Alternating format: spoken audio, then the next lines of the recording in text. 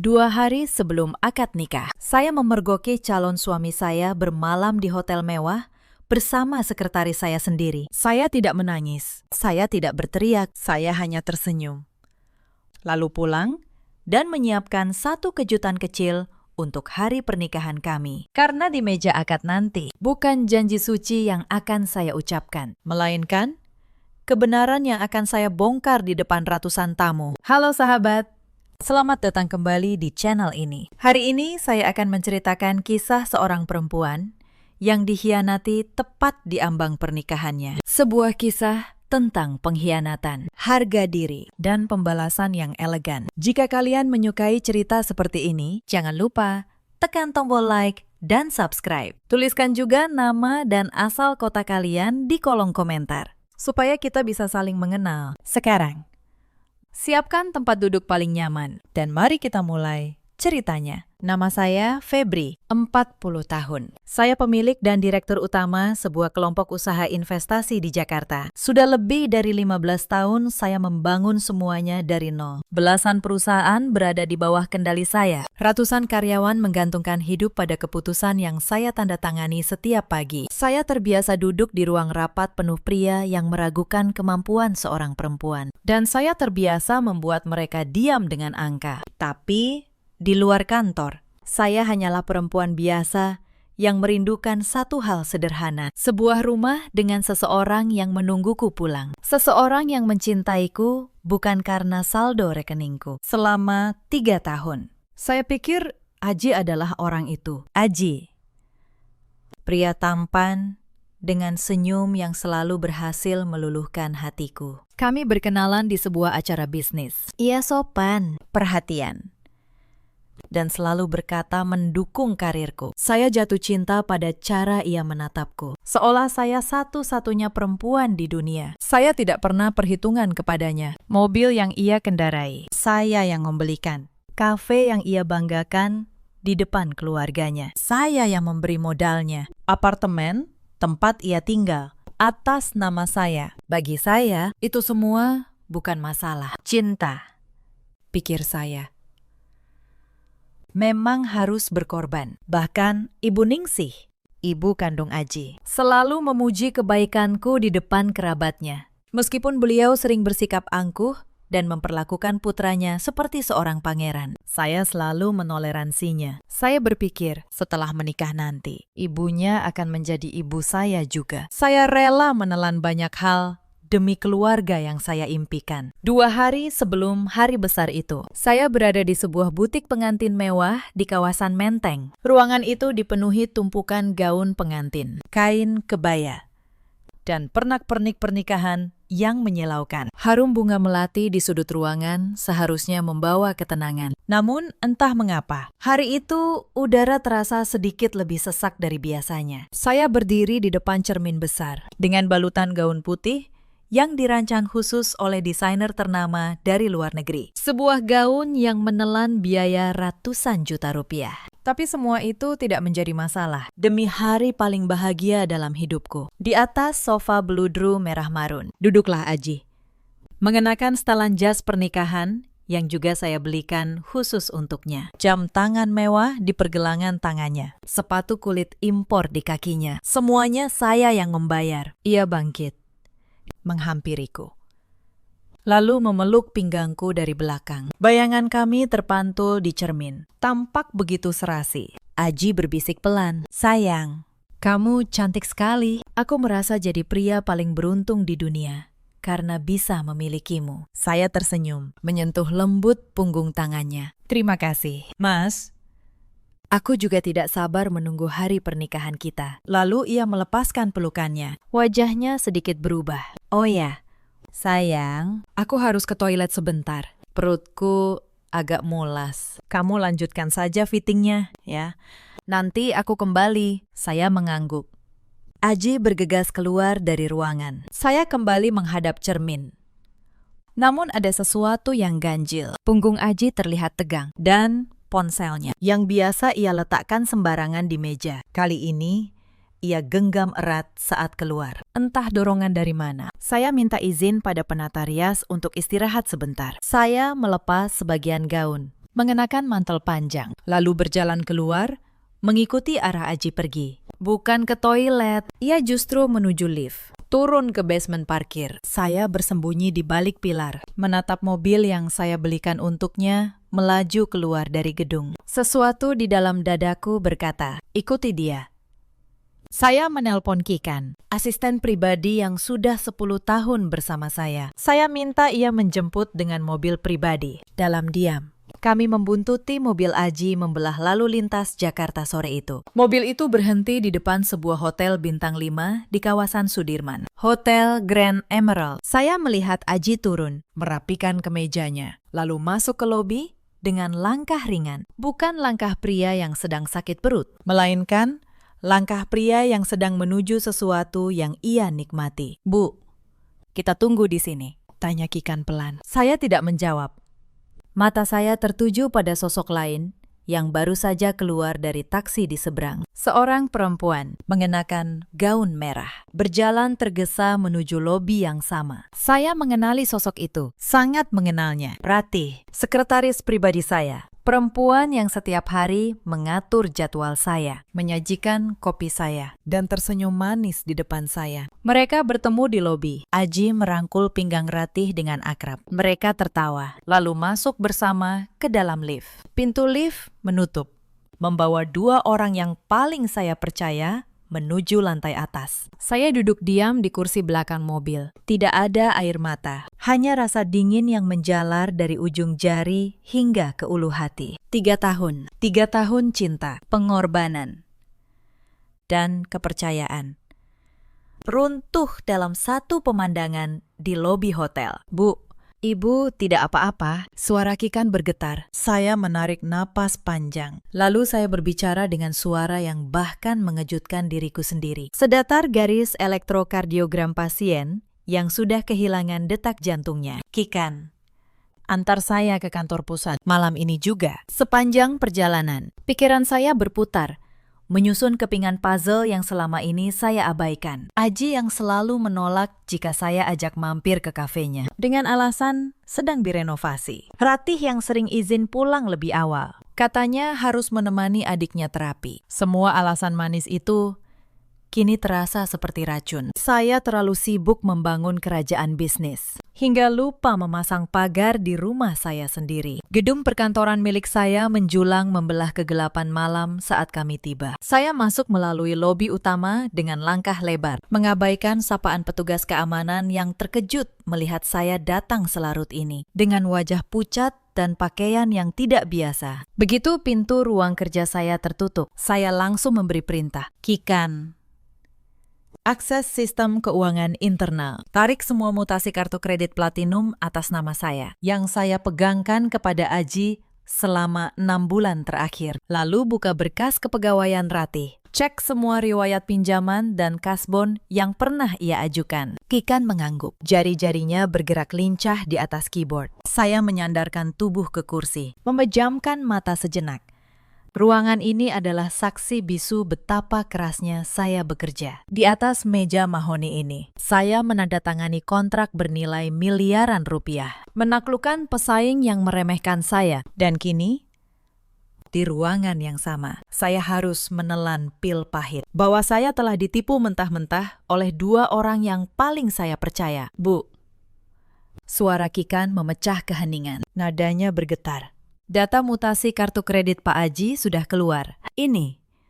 Saya membuka mata, memutar kursi, menghadap layar. Deretan angka terpampang jelas di sana. Saya membaca satu persatu rincian pengeluaran pria yang berjanji menjaga saya seumur hidup. 3 bulan lalu, transaksi di sebuah butik perhiasan ternama, senilai 120 juta rupiah. Keterangannya, pembelian kalung berlian. Saya ingat betul, Aji tidak pernah memberikan saya kalung berlian apapun. Sebulan lalu, transaksi di toko tas bermerek asal Prancis, senilai 80 juta. Dan yang paling mengejutkan, tagihan rutin setiap akhir pekan di berbagai hotel bintang 5, termasuk Hotel Grand Emerald, tempat mereka berada sekarang. Kalung berlian itu.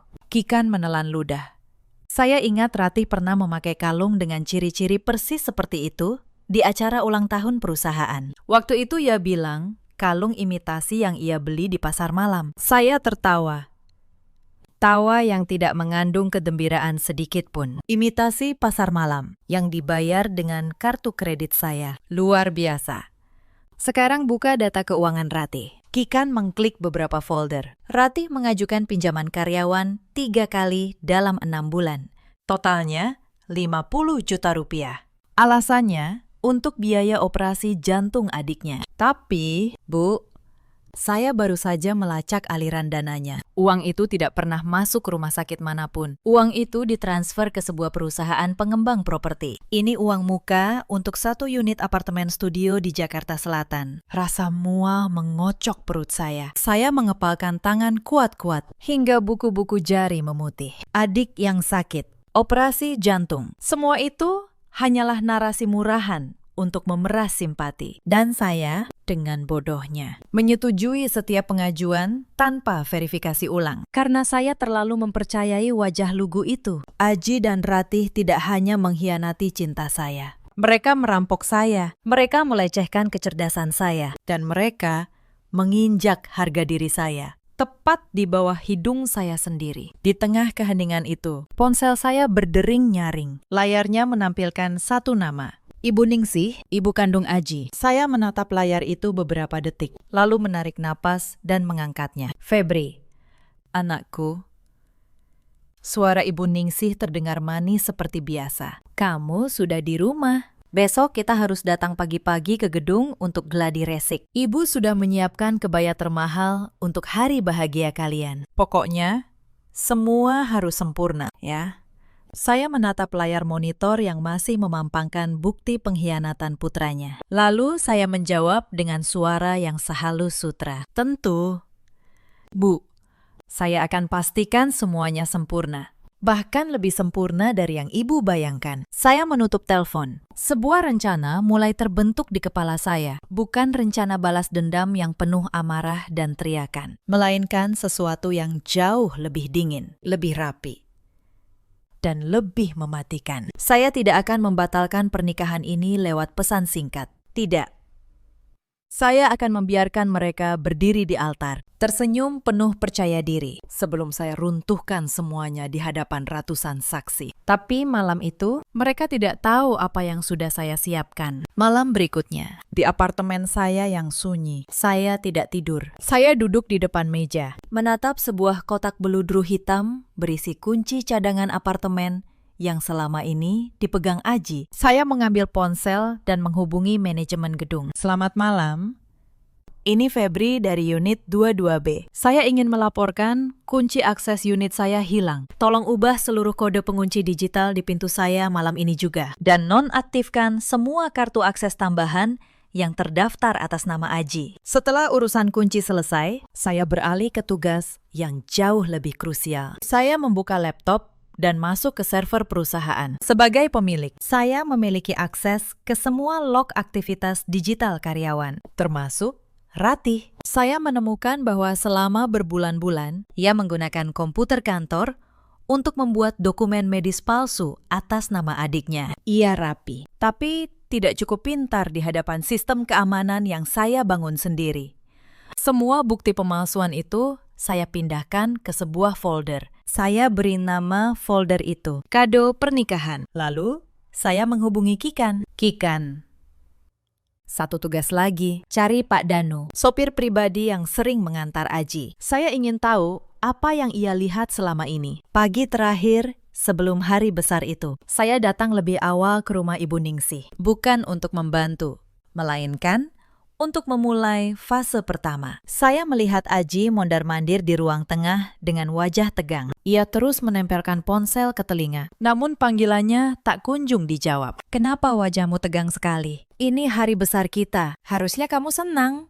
Sapa saya sambil menyesap teh hangat. Aji menoleh, mencoba menyembunyikan kepanikan. Februari, ini aneh sekali. Tadi malam aku mau ambil seserahan tambahan ke apartemen, tapi kartu aksesku tidak bisa dipakai. Lalu, pagi ini aku mau bayar sewa mobil pengantin, tapi kartu kreditnya juga ditolak. Ada apa? Ya, sayang, Saya meletakkan cangkir teh dengan perlahan, menimbulkan bunyi denting kecil yang tajam. Mungkin itu karena saya baru saja memperketat keamanan aset saya. Kamu tahu, belakangan banyak kasus pencurian identitas. Saya tidak mau sesuatu yang buruk terjadi pada kita sebelum sah menjadi suami istri. Tapi kenapa kartu aksesku ke apartemenmu juga dimatikan? Aku jadi tidak bisa masuk ke rumah calon istriku sendiri. Nada Aji mulai meninggi karena frustrasi. Sabar, Mas.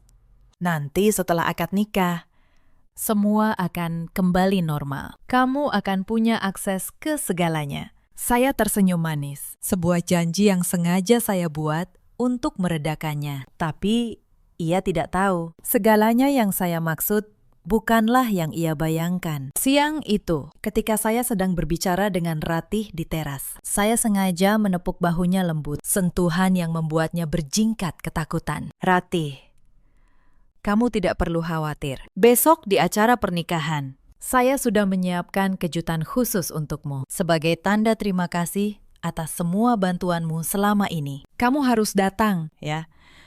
Pakailah gaun tercantikmu. Ratih menatap saya dengan mata sembab, mencoba mencari arti di balik kata-kata saya. Terima kasih. Bu, saya menatapnya dari atas sampai bawah, lalu mendekat ke telinganya. Sama-sama, tapi simpan air matamu untuk besok, karena besok kamu akan sangat membutuhkannya. Saya berbalik pergi, meninggalkannya berdiri kaku di teras. Sorenya, Kikan datang ke kantor dengan kabar yang saya tunggu. Bu, Pak Danu akhirnya mau bicara. Setelah saya tunjukkan bukti bahwa selama ini Aji sering memotong uang bensin dan uang lemburnya untuk keperluan pribadi. Ia bersedia bersaksi. Ia mengaku hampir setiap akhir pekan mengantar Aji menjemput Ratih di gang belakang, lalu pergi ke hotel Grand Emerald. Bagus, saya mengangguk. Saksi mata adalah pelengkap sempurna untuk bukti digital. Bawa Pak Danu ke lokasi aman. Pastikan ia tidak bisa dihubungi Aji atau Ibu Ningsih sampai acara dimulai. Besok pagi, saya ingin ia muncul tepat saat saya memberi isyarat. Ada satu lagi. Bu, Kikan menyerahkan sebuah rekaman. Ini percakapan Ratih lewat telepon kantor 1 jam lalu. Ia mencoba menghubungi pihak bank untuk membuka blokir kartu dengan meniru suara ibu. Tapi sistem keamanan biometrik suara yang ibu pasang menolaknya otomatis. Saya mendengarkan rekaman itu. Suara Ratih bergetar, namun penuh tipu daya. Mencoba meniru intonasi saya. Rasa jijik merayapi punggung saya. Ia tidak hanya mengincar posisi di samping Aji. Ia ingin menguras habis harta saya, bahkan sebelum janji pernikahan diucapkan. Ada satu hal lagi yang harus ibu lihat. Kikan membuka sebuah dokumen lain di layar. Wajahnya serius. Saya menemukan ini di folder pribadi Ratih di server kantor. Ini draft surat pengalihan aset. Mereka berencana, setelah pernikahan, memaksa ibu menandatangani surat kuasa pengelolaan harta dengan dalih bahwa suami berhak mengurus keuangan keluarga. Lalu, secara bertahap, aset-aset ibu akan dipindahkan ke rekening atas nama Aji. Bahkan, mereka sudah menyiapkan notaris yang bersedia bekerja sama. Saya menatap layar itu dengan dingin. Jadi pernikahan ini bukan hanya soal cinta palsu. Ini adalah operasi yang terencana. Sebuah perampokan yang dibungkus dengan gaun pengantin dan janji suci. Mereka sudah memetakan setiap langkah untuk menghabisi saya perlahan. Setelah saya sah menjadi istri. Pintar sekali, saya bergumam. Mereka mengira saya akan menyerahkan kendali begitu saja, hanya karena saya jatuh cinta. Mereka lupa, sebelum menjadi seorang perempuan yang jatuh cinta, saya adalah seorang pengusaha yang membangun semuanya dari nol. Apa yang harus saya lakukan dengan dokumen ini? Bu, tanya Kikan.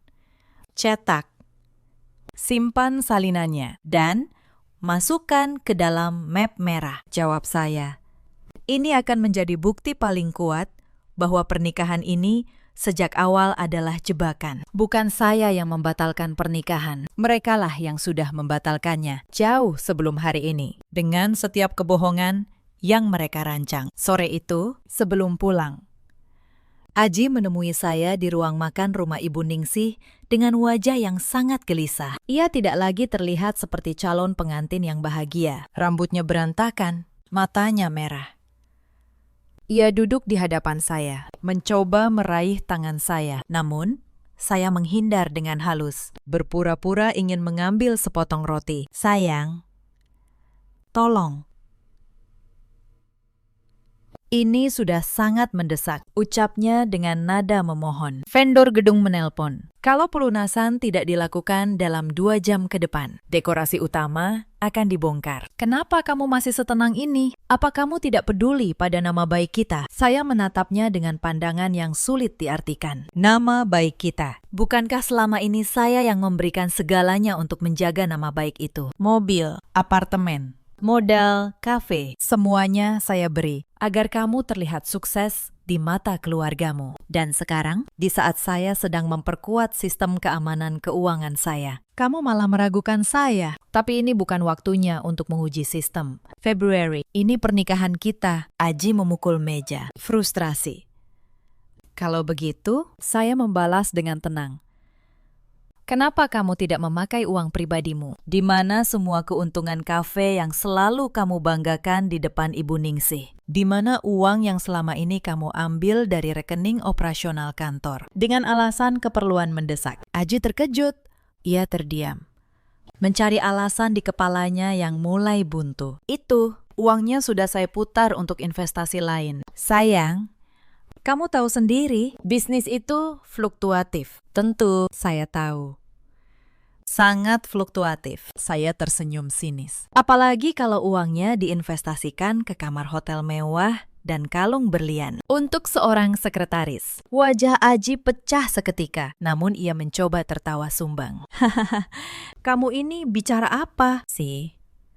Kamu terlalu banyak menonton sinetron. Mana mungkin saya melakukan itu? Saya sangat mencintaimu. Saya harap begitu. Mas, saya berdiri dari kursi. Karena besok seluruh dunia akan tahu seberapa besar cintamu pada saya. Saya meninggalkan ruang makan, membiarkan Aji terpaku di kursinya dengan wajah pias. Ia tidak tahu.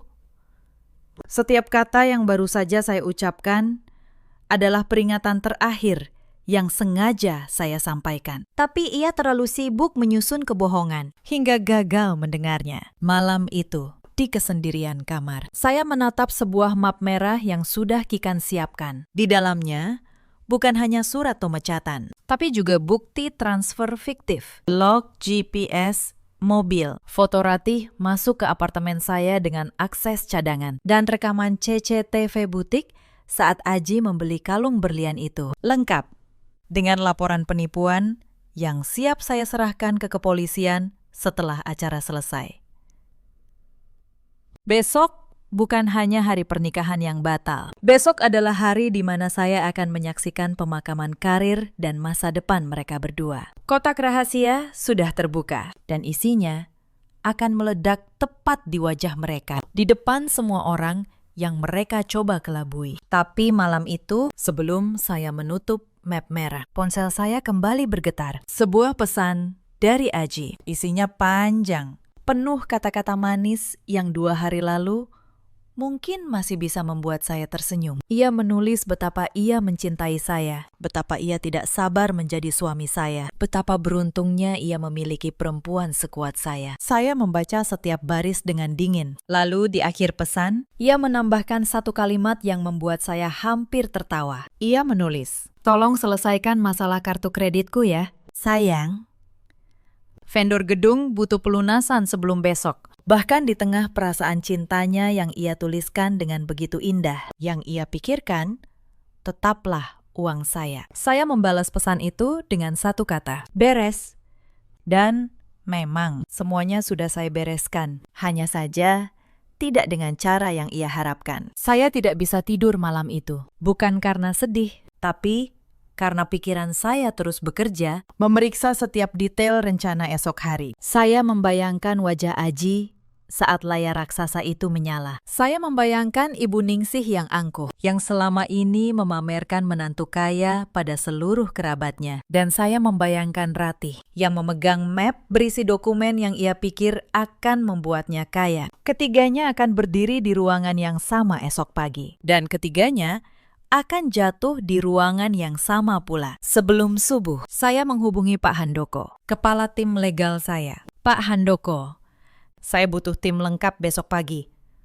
bukan di kantor, tapi di gedung pernikahan. Saya ingin semua dokumen sudah dilegalisir. Surat laporan kepolisian, bukti pemalsuan dokumen, dan surat pemutusan kerjasama dengan perusahaan tempat Aji bekerja. Pastikan tidak ada satu celah hukum pun yang tertinggal. Baik. Bu, jawab Pak Handoko. Tapi izinkan saya bertanya, apakah Ibu yakin ingin melakukannya di depan umum? Kita bisa menyelesaikannya secara tertutup, lebih bersih. Saya terdiam sejenak, lalu saya menjawab dengan tegas. Justru karena selama ini saya terlalu bersih. Pakistan, saya terlalu sopan, terlalu menjaga perasaan orang yang tidak pernah menjaga perasaan saya. Kali ini, saya ingin mereka merasakan apa yang saya rasakan, dipermalukan di depan semua orang yang mereka pedulikan. Pak Handoko terdiam, lalu mengangguk lewat telepon. Saya mengerti. Bu, tim akan siap. Sebelum tidur, saya mengumpulkan tim teknologi informasi dan legal saya lewat panggilan video. Kami melakukan simulasi terakhir. Di layar, terpampang jelas semua bukti teknis yang telah dikumpulkan. Log GPS, mobil yang menunjukkan lokasi hotel, mutasi rekening yang mencurigakan. Foto-foto Ratih masuk ke unit apartemen saya menggunakan akses cadangan. Hingga rekaman CCTV di butik perhiasan saat Aji membeli kalung itu. Pastikan semua file ini tersusun rapi dan terhubung dengan layar di gedung. Saya memberi instruksi. Saya ingin urutannya tepat. Pertama, logo perusahaan. Lalu, rekaman hotel. Lalu, mutasi rekening. Jangan sampai ada satu pun yang gagal tampil. Karena besok tidak ada kesempatan untuk mengulang. Siap. Bu, jawab kepala tim teknologi. Semua sudah kami uji 3 kali. Tidak akan ada kebocoran. Dan tidak akan ada kesalahan. Saya menutup panggilan. Lalu saya memandangi langit-langit kamar dalam kegelapan. Esok pagi, drama yang sesungguhnya akan dimulai. Pagi hari pernikahan tiba. Jakarta diguyur sisa hujan semalam. Namun, langit perlahan cerah. Seolah alam sedang mencuci bersih sisa kenaifan saya yang masih tertinggal. Saya bangun, mandi, dan duduk di depan meja rias. Penata rias datang, mendandani saya dengan riasan pengantin yang anggun. Di cermin, saya melihat seorang perempuan yang tampak bahagia. Tapi di balik riasan itu, ada seorang perempuan yang sedang bersiap untuk pertempuran. Sebelum berangkat, saya membuka laptop sekali lagi. Saya memastikan semua file sudah tersimpan rapi di dalam flash disk yang dipegang Kikan. Log GPS yang menunjukkan lokasi hotel. Mutasi rekening yang mencurigakan. Foto-foto Ratih masuk ke apartemen saya. Rekaman CCTV di butik perhiasan. Dan satu file terakhir yang akan menjadi puncak dari semuanya. Kikan. Saya menatapnya lewat cermin. Apakah teknisi gedung sudah memasang layar dan terhubung dengan sistem kita? Sudah. Bu, layar raksasa di belakang meja akad sudah siap. Awalnya, panitia menyiapkannya untuk menampilkan video perjalanan cinta Ibu dan Pak Aji. Tapi sekarang, layar itu terhubung langsung dengan flash disk yang saya pegang. Cukup satu isyarat dari Ibu. Dan semuanya akan tampil di sana. Saya mengangguk. Sempurna. Hari ini, semua orang akan melihat perjalanan cinta yang sesungguhnya. Rombongan mobil mewah menjemput saya menuju gedung pernikahan. Di dalam hati, saya menyapa pagi dengan keyakinan penuh. Penyambutan palsu yang manis akan segera berubah menjadi badai. Saat mobil tiba di depan lobi, saya melihat Aji dan keluarganya berdiri menyambut dengan senyum lebar. Ibu Ningsih tampak sangat bangga, mengenakan perhiasan emas di sekujur tubuhnya. Perhiasan yang saya tahu pasti dibeli dengan uang yang bukan miliknya. Di barisan belakang, staf Ratih berdiri, memegang sebuah tas kerja yang ia kira berisi kunci kekayaan saya. Mereka menyambut saya dengan sorak-sorai, tidak tahu bahwa mereka sedang menyambut badai yang akan menghancurkan hidup mereka dalam hitungan menit. Saya turun dari mobil, melempar senyum manis kepada Aji yang mengulurkan tangannya. Saya menyambut tangan itu, merasakan betapa dingin dan licin kulit seorang pengkhianat. Sudah siap untuk memulai semuanya. Sayang, tanya saya lembut. Sangat siap. Sayang, jawab Aji dengan penuh percaya diri. Kami berjalan beriringan memasuki ruang upacara. Langkah kaki saya ringan, detak jantung saya tenang. Di depan sana, meja akad sudah menanti. Dan di belakang meja itu, sebuah layar raksasa siap menjadi saksi bisu runtuhnya sebuah kebohongan besar. Saya melangkah menyusuri karpet merah menuju meja akad. Beban seberat 1 ton terasa baru saja terangkat dari pundak saya. Di sekeliling saya, ratusan pasang mata menatap penuh kekaguman. Dekorasi bunga lili putih dan mawar impor memenuhi ruangan, menciptakan aroma yang harum. Namun bagi saya, itu adalah aroma perpisahan yang manis. Aji berjalan di samping saya dengan dagu terangkat. Sesekali ia melambaikan tangan kepada rekan-rekan bisnis saya yang hadir. Seolah dialah otak di balik kesuksesan kerajaan bisnis yang sedang berdiri di hadapannya. Padahal ia hanyalah benalu yang hidup dari pohon yang saya tanam sendiri. Di barisan depan, Ibu Ningsih duduk dengan anggun, mengenakan kebaya sutra rancangan desainer ternama, yang harganya setara gaji 1 tahun seorang pegawai menengah. Ia sibuk berbisik kepada tamu di sebelahnya. Kemungkinan besar memamerkan betapa beruntungnya ia memiliki menantu seperti saya. Sementara itu, di sudut ruangan, dekat meja penerima tamu, saya melihat Ratih. Ia berdiri tegang, memegang sebuah map kulit erat di dadanya. Wajahnya mencoba tenang, namun kerlingan matanya yang gelisah terus mengarah kepada Aji. Ia tidak tahu, map yang ia pegang bukan lagi berisi dokumen pengalihan aset yang mereka palsukan, melainkan dokumen kematian karir dan reputasinya sendiri. Kami akhirnya sampai di depan meja akad. Penghulu sudah duduk dengan tenang, menunggu calon mempelai pria menjabat tangannya. Aji duduk di kursi kayu jati ukiran, merapikan jasnya dengan penuh percaya diri. Saya duduk di sampingnya, merasakan kehadiran Kikan di belakang saya. Ia memberi isyarat halus lewat sentuhan di bahu. Semua sistem sudah dalam kendali. Baiklah, ucap penghulu dengan suara berwibawa. Karena kedua mempelai sudah hadir dan saksi-saksi sudah lengkap, mari kita mulai prosesi ijab kabul ini. Seisi ruangan mendadak hening. Ketegangan mulai merayap di udara. Aji mengulurkan tangannya, siap menjabat tangan penghulu. Namun, tepat sebelum tangan mereka bersentuhan, saya melakukan sesuatu yang membuat seluruh tamu undangan terdiam. Saya perlahan berdiri dari kursi. Mohon maaf, Bapak Penghulu, mohon maaf, para tamu undangan yang saya hormati. Suara saya menggema lewat mikrofon yang terpasang di meja. Tenang, tanpa getaran emosi sedikit pun. Aji menoleh ke arah saya dengan wajah bingung. Febri, ada apa? Sayang, duduklah. Kita harus mulai sekarang. Ibu Ningsih ikut berdiri dari kursinya dengan wajah panik. Febri, ada apa ini? Jangan bikin malu keluarga di depan banyak orang. Saya tidak menghiraukan mereka. Saya menatap lurus ke arah kamera yang menyiarkan acara ini secara langsung ke layar raksasa di belakang kami. Layar yang tadinya dipersiapkan untuk menampilkan video perjalanan cinta kami. Sebelum janji suci ini diucapkan, saya berkata, izinkan saya memperkenalkan diri saya yang sesungguhnya kepada keluarga besar Mas Aji dan kepada semua kolega saya yang hadir hari ini. Selama ini, Mas Aji dan Ibu Ningsih mengenal saya sebagai Febri, perempuan mandiri yang kebetulan sukses. Tapi ada satu hal yang Mas Aji lupa, atau mungkin sengaja ia abaikan. Selama 3 tahun ini, saya menatap tajam ke mata Aji, yang mulai menunjukkan kilat ketakutan. Lalu, saya memberi isyarat tangan kepada Kikan. Detik itu juga, layar raksasa di belakang saya menyala. Alih-alih menampilkan foto romantis, layar itu memampangkan sebuah logo besar. Logo kelompok usaha terbesar di kota ini. Logo perusahaan saya. Terdengar gumaman riuh dari para tamu. Banyak dari mereka mengenali logo itu. Selama ini banyak yang bertanya-tanya. Lanjut saya.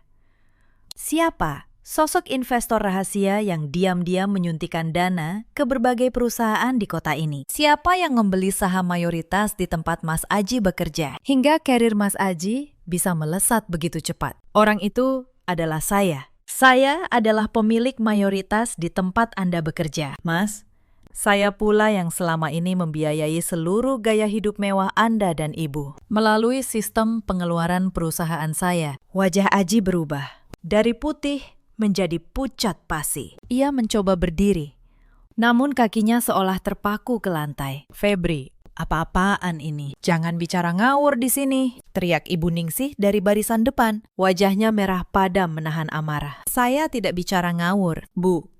Saya menoleh padanya dengan tenang. Ibu bangga dengan kalung emas yang ibu kenakan. Itu dibeli dengan menyalahgunakan kartu kredit perusahaan saya. Ibu bangga dengan mobil mewah yang menjemput ibu tadi pagi. Itu mobil operasional kantor saya yang disalahgunakan putra ibu.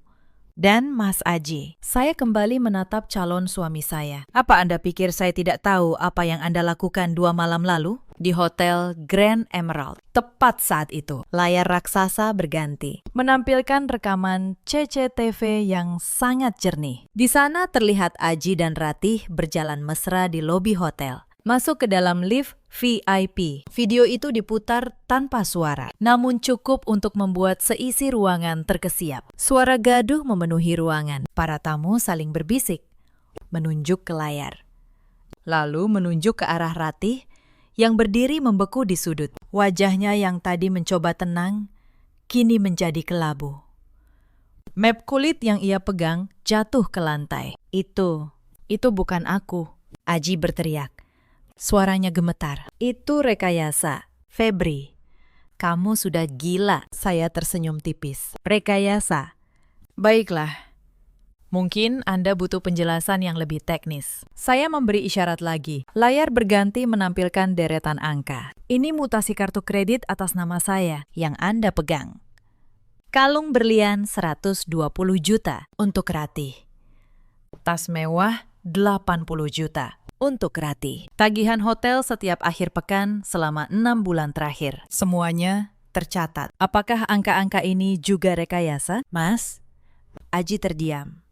Mulutnya terbuka, namun tidak ada kata yang keluar. Ia mencari alasan di kepalanya yang mulai buntu. Dan ini, saya memberi isyarat lagi. Mungkin yang paling menarik. Layar berganti menampilkan sebuah dokumen. Ini draft surat pengalihan aset yang Anda dan Ratih siapkan. Rencananya setelah kita menikah. Anda akan memaksa saya menandatangani surat kuasa, lalu memindahkan seluruh harta saya ke rekening Anda. Bahkan Anda sudah menyiapkan notaris. Jadi, pernikahan ini bukan tentang cinta. Bukan. Mas, ini adalah perampokan yang dibungkus gaun pengantin.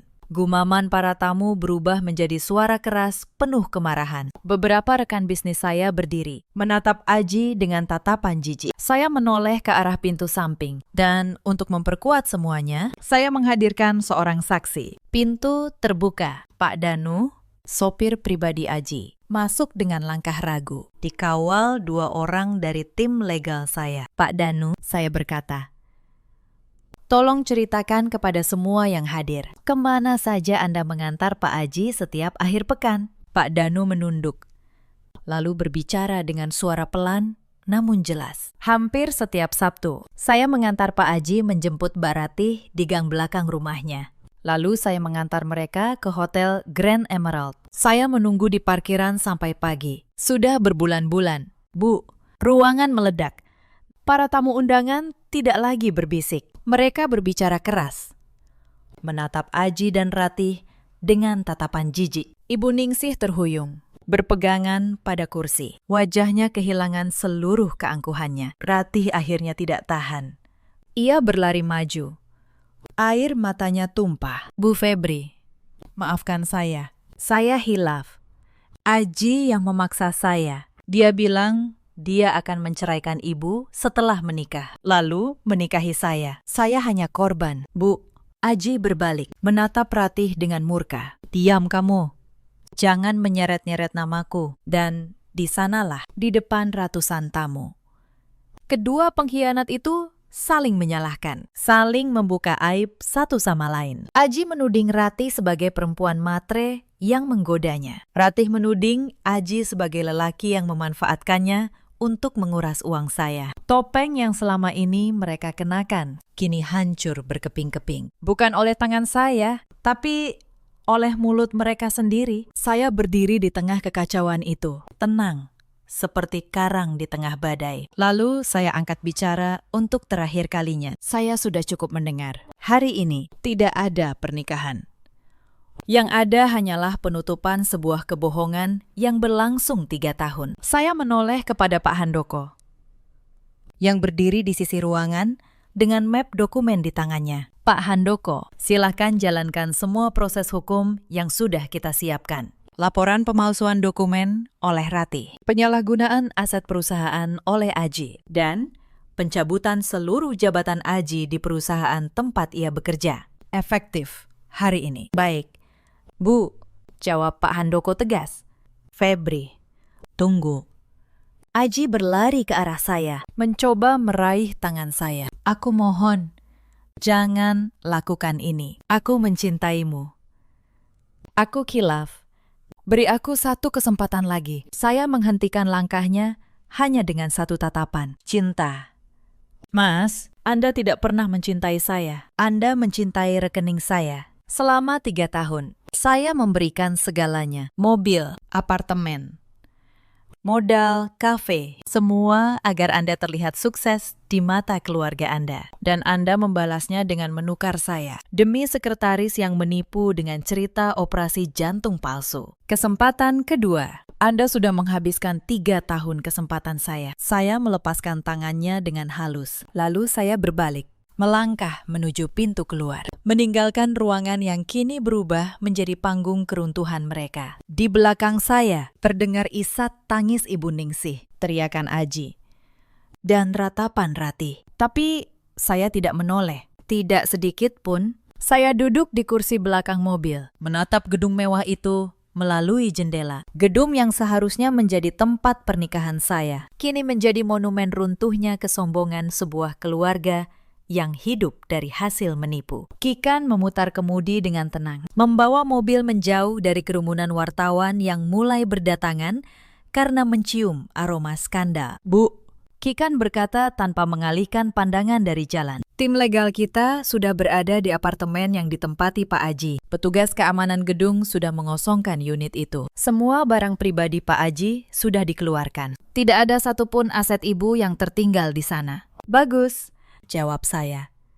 Pastikan juga kafe itu disegel sore ini. Saya tidak ingin ada satu sendok pun milik saya yang masih mereka gunakan. Saya mengambil ponsel, melihat ratusan notifikasi pesan masuk. Ada pesan dari Ibu Ningsih yang memohon ampun dengan kata-kata yang sangat memelas. Jauh berbeda dengan nada angkuhnya tadi pagi. Ia menulis bahwa ia tidak tahu apa-apa tentang perbuatan putranya, bahwa ia juga korban, bahwa ia menyayangi saya seperti anak sendiri. Saya membaca pesan itu sekali, lalu memblokir nomornya tanpa membalas. Tidak ada ruang bagi orang-orang seperti mereka untuk kembali masuk ke kehidupan saya. Seorang ibu yang selama 3 tahun memamerkan menantu kaya, yang menikmati setiap rupiah dari hasil kerja keras saya. Tidak mungkin tidak tahu apa-apa. Ia hanya tidak tahu bahwa suatu hari semuanya akan berakhir seperti ini. Sepanjang perjalanan, saya menerima beberapa telepon dari rekan bisnis yang terkejut sekaligus mengagumi keberanian saya. Dari teman lama